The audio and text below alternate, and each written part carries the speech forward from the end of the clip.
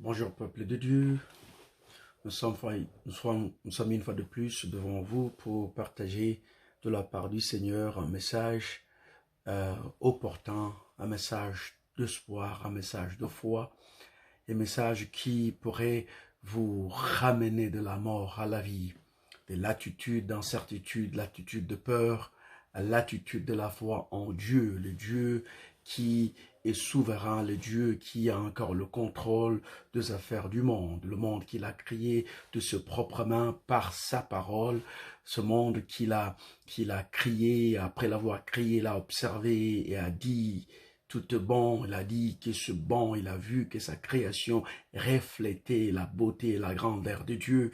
Ce monde a été visité par la mort et cette mort nous a secoués tous, nous laissant complètement dépourvus de tout espoir.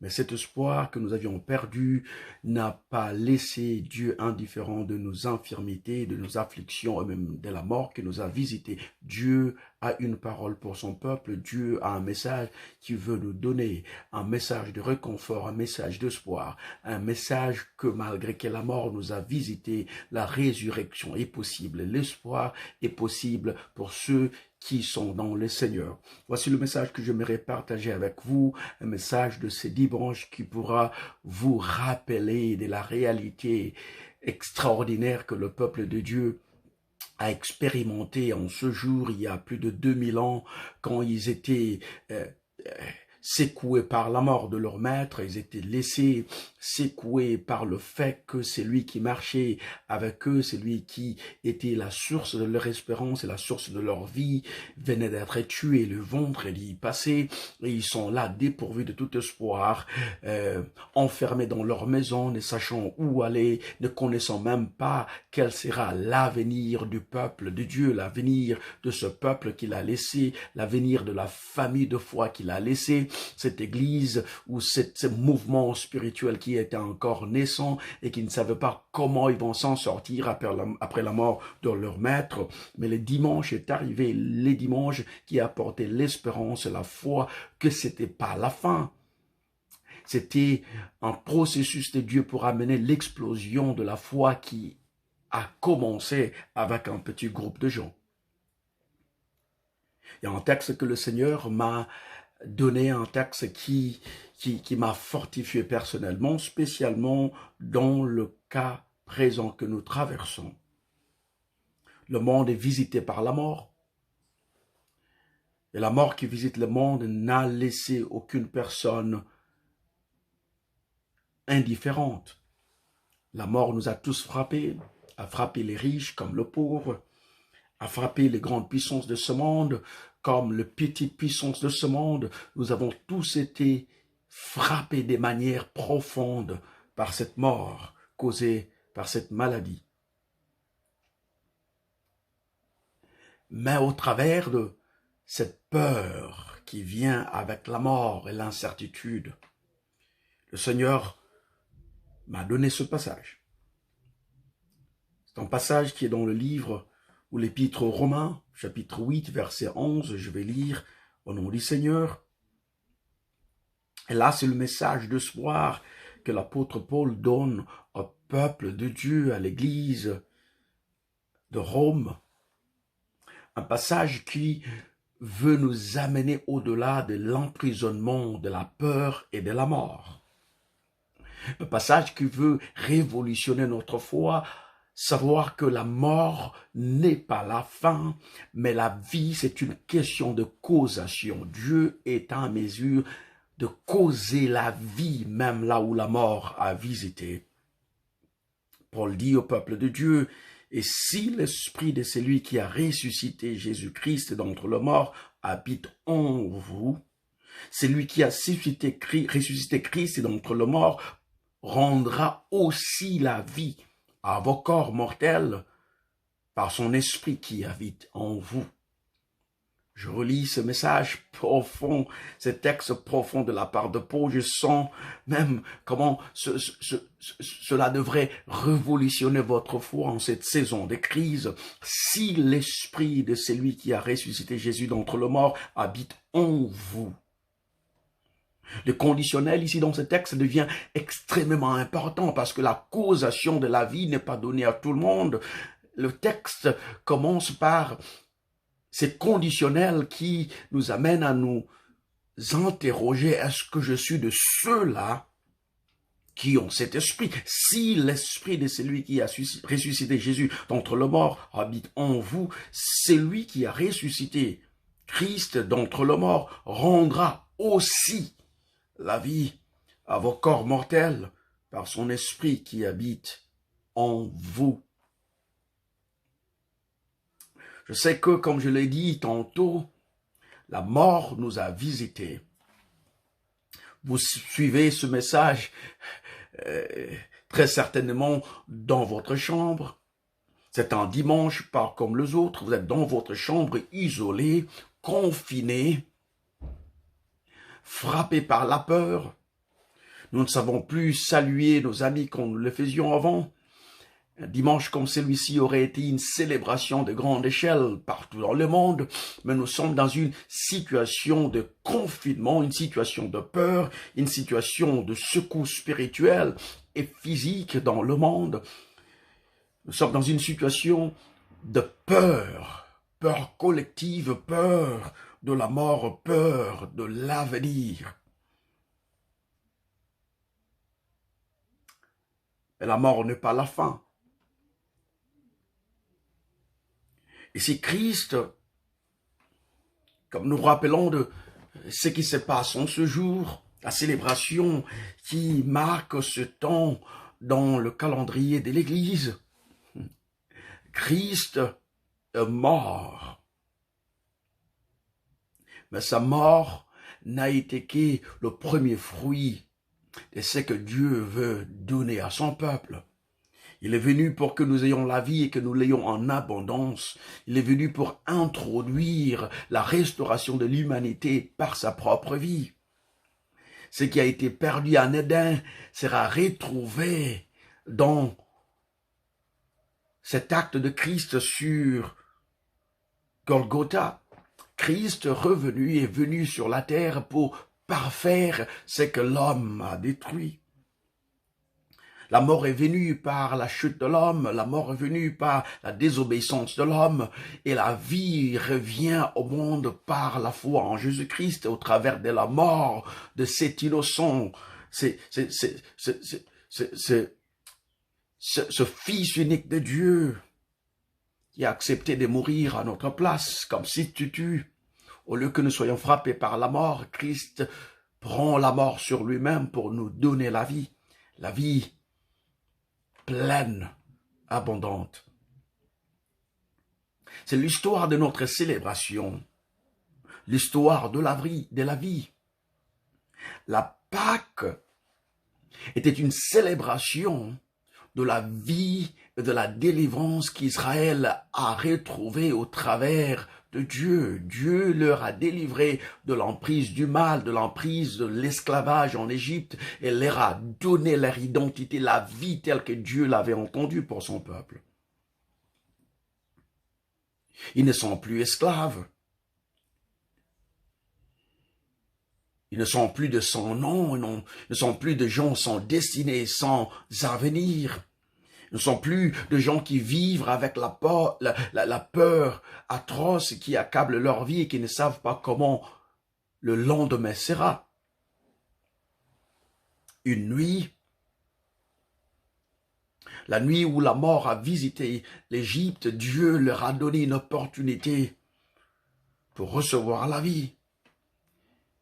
Dieu leur dit que vous prendrez un agneau que vous allez immoler et vous mangerez cet agneau avec vos familles dans vos maisons. Vous prendrez du sang de cet animal et vous placerez sur le linteau, le porte de vos maisons. Et quand l'ange de la mort vient visiter l'Égypte, votre maison ne sera pas touchée. Et Dieu leur a dit que cette célébration, ce festival sera commémoré annuellement pour vous rappeler du salut que Dieu vous a donné, la délivrance de Dieu sur son peuple. Cette délivrance nous a été donnée. Nous avons célébré cette délivrance année après année. Les Juifs l'ont fait année après année. Et Christ a amené cette célébration à son point culminant quand lui-même, comme l'agneau de Dieu qui était immolé depuis le commencement du monde, est venu pour être donné en rançon pour la résurrection, pour la restauration, la délivrance de l'humanité entière. Nous sommes, une fois de plus, pendant ce temps où nous célébrons, nous rappelons de cet acte ultime, de ce sacrifice ultime que Christ avait posé sur la croix pour nous racheter de la mort. C'est un rappel que la mort peut être vaincue. Une célébration de la victoire que nous avons reçue au travers de la mort d'une personne. Une mort qui produit la vie. Une mort qui cause la restauration de la vie à l'humanité. Et ici, Paul rappelle le peuple de Dieu. Peut-être que nous oublions, et très souvent, quand nous sommes accablés par la pression de la vie et la mort nous a révisité, nous perdons ces sens de compréhension, ces sens de rappel que la mort a produit la vie. De nous rappeler qu'au travers de la mort de Christ, l'agneau de Dieu, l'agneau parfait, nous avons reçu cette espérance qu'au travers de la mort, nous avons été transposés dans la vie. Alors Paul écrit au peuple de Rome en leur disant que la question ici que je me pose, que j'aimerais que vous puissiez vous poser, est-ce que vous avez l'esprit de Dieu en vous? La causation de la vie dans l'humanité, c'est la réception de l'agent causatif de la vie. La vraie question est que, est-ce que cet agent causatif, cet agent qui cause la vie, même d'entre la mort, est en nous? Paul, conditionnellement, présente la solution à la question de mort. Et il dit, et si l'esprit de celui qui a ressuscité Jésus-Christ d'entre les morts habite en vous, et si l'agent causateur de la vie a fait son habitation en vous, vous le mort, vous qui êtes visités par la mort, si cet esprit de Dieu, l'esprit qui a causé la vie, a retrouvé le corps de Christ, si cet esprit est en vous. La vraie question que nous devons nous demander pendant que nous célébrons ce Pâques spécial est, est-ce que cet agent causateur de la vie est réellement en nous? C'est l'esprit qui a ressuscité Jésus d'entre les morts habite en nous. C'est lui qui a ressuscité Jésus d'entre les morts. Cet esprit qui l'a ressuscité d'entre les morts fera de même pour nous. Il rendra aussi la vie à nos corps. Il rendra aussi la vie à nos corps mortels par ce même esprit qui habite en nous. La réalité présente de la mort est que ça peut être vaincu. Que même si nos corps physiquement meurent, si l'esprit qui a ressuscité Jésus d'entre les morts est en nous, cet esprit sera cet agent causateur qui nous amène de la mort à la vie. Nous avons l'espoir d'un avenir meilleur parce que nous avons quelque chose qui transcende la puissance de la mort en nous.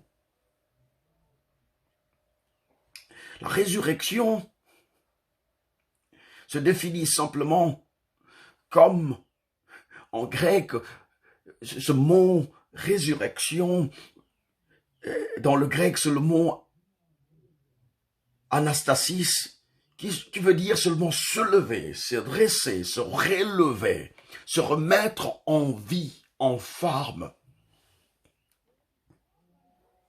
Je sais que la plupart d'entre nous, nous passons une saison où nous nous sentons comme si nous sommes par terre et qu'il n'y a plus d'espoir pour nous. peux juste m'imaginer Christ laissé dans la tombe, la fermeture est bloquée, la pierre a été roulée pour stopper, pour bloquer, pour fermer l'entrée de la tombe de Jésus. Laissé à lui-même mort, inanime, il n'y a plus d'espoir, humainement parlant, physiquement parlant, il n'a plus d'espoir de sortie. La fin est arrivée, la mort l'a visité, et tout ce qui reste, c'est la décomposition de ce corps physique qui n'a plus d'éléments qui devraient le soutenir. Et pendant ce temps où le corps ne peut rien faire pour soi, pendant ce temps où le corps n'a plus de capacité à se régénérer, quelque chose d'extérieur doit entrer dans cet espace de la mort. Et cette chose de l'extérieur qui vient, cet élément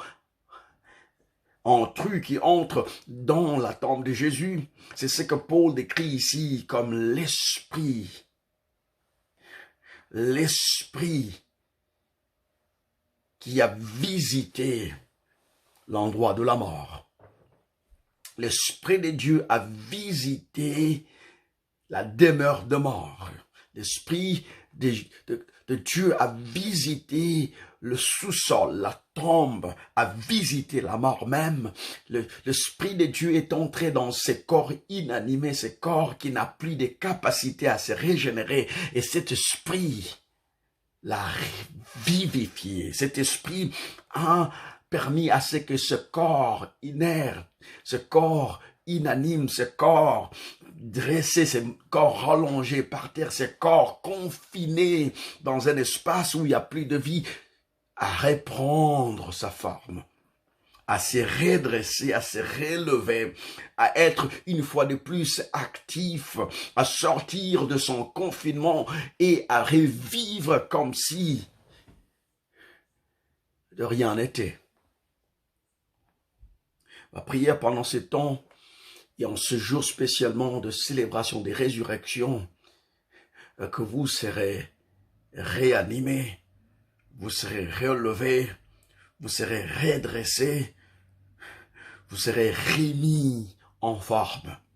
Non pas parce que vous avez la possibilité de le faire en vous-même, parce que vous êtes dépourvu de toute capacité. Le monde est dépourvu de capacité de résurrection, à moins que nous recevions le visite de cet agent causateur de vie, l'esprit de vie.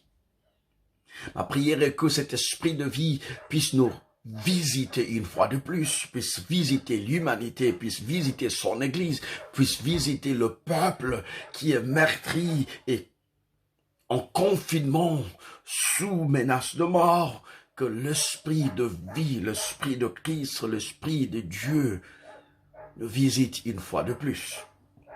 Que cet esprit visite nos familles, que cet esprit visite nos maisons, que cet esprit visite nos corps, que cet esprit visite nos enfants, que cet esprit visite nos rêves, que cet esprit visite nos visions, que cet esprit visite son Église. Là où la mort a frappé, là où la vie a été dissipée, que la vie revienne, que la vie qui vient par l'esprit causateur de vie vous apporte la résurrection qui ne vient que de Dieu. Si l'esprit de celui qui a ressuscité Jésus d'entre les morts habite en vous, celui qui a ressuscité Christ d'entre les morts rendra aussi la vie à vos corps mortels. Cet esprit rendra aussi la vie à vos corps mortels. Cet esprit rendra aussi la vie à cette humanité meurtrie, à cette humanité frappée par la mort. L'esprit qui a visité Jésus nous visitera pendant cette saison. Recevez cet esprit là où vous êtes. recevez la grâce de la vie, la grâce de la résurrection, la grâce de la puissance de la résurrection. Recevez cette grâce qui vous ramène à la vie. Confiné, inert, sans vie, perdu. Dans ce jour, je vous parle de la puissance qui est au-delà de la capacité humaine, la visitation de l'agent causateur de vie. Que cet esprit qui cause la vie visite nos familles. Et que quand nous allons nous redresser, que nous vivions sachant que ça n'a pas été par ma puissance, par ma force, par nos capacités, par nos prouesses, par notre intelligence, par l'habilité humaine, c'est parce que nous avons été visités par l'agent causateur de vie, l'Esprit de Dieu. Vos affaires qui ont été affectées par cette maladie, vos finances qui ont été affectées par cette maladie, vos business qui ont été accablés par cette maladie, je prie que cet esprit qui a ressuscité Jésus-Christ d'entre les morts puisse vous visiter aussi. Cet esprit qui a redonné la vie à un corps dépourvu de toute vie, le Christ, confiné sous tombe, que cet esprit te visite en cette saison. Que la vie nous soit donnée, une vie abondante. La prière, que vous alliez recevoir la vie dans le Seigneur. Ne perdez pas la foi. Vous avez un Dieu à vos côtés qui a vaincu la mort et qui est prêt à le refaire une fois de plus. Que Dieu vous bénisse. Amen.